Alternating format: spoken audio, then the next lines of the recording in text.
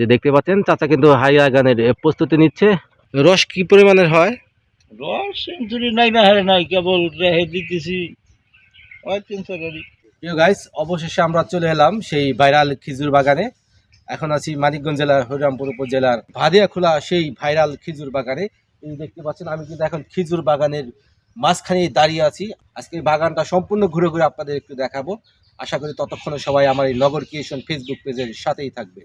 দেখতে পাচ্ছেন আমরা কিন্তু এখন বাগানের ভিতরে ঢুকে পড়েছি এবং ঢুকেই দেখলাম যে এখানে কিন্তু আরো লোকজন এসেছে, তারা কিন্তু এখানে বেড়ানোর জন্য এসেছে, কেউ বা ছবি তুলছে। পুরো বাগানে কিন্তু অসংখ্য অসংখ্য কিন্তু খেজুর গাছ এবং এখানে গাছিরাও আছেন, তারা কিন্তু এখানে যে খেজুরের যে রস পড়ার যে হাড়িগুলো সেই হাড়িগুলো কিন্তু ধোয়া মোছার কাজ করছে। আজকে আমরা গাছিদের সাথে একটু কথা বলবো, তার আগে একটু এই পুরো বাগানটি একটু আপনাদেরকে একটু ঘুরিয়ে ঘুরে দেখাই। বাগানে দেখতে পেলাম যে এখানে কিন্তু মাটির যে হাড়িগুলো, রস পড়ার যে হাড়িগুলো, সেই হাড়িগুলো কিন্তু সেই গাছের সাথে বেঁধে দেওয়া হয়েছে। তো আমি একটু দেখাই আপনাদেরকে। আমি এখন কিন্তু বাগানের মাঝখান দিয়ে হেঁটে যাচ্ছি, এক প্রান্ত থেকে আর এক প্রান্তের দিকে ছুটে যাচ্ছি। এই যে দেখুন, এই গাছের সাথে কিন্তু যে মাটির যে হাড়িগুলো, সেই হাড়িগুলো কিন্তু এখানে বেঁধে দিয়েছে এবং এই হাড়িতেই কিন্তু রস পড়ে। দেখতে পাচ্ছেন এখানে ছোট বড় বেশ অসংখ্য গাছ কিন্তু এখানে আছে। বড় যে গাছগুলো আছে সেই গাছে কিন্তু এই যে হাড়ি কিন্তু ঝুলিয়ে রেখেছে, যে দেখতে পাচ্ছেন।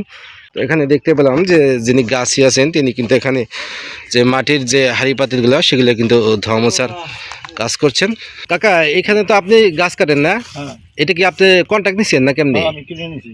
কিনে নিছেন কয় বছরের জন্য? এই 4 মাসের জন্য। রস কি পরিমাণের হয়?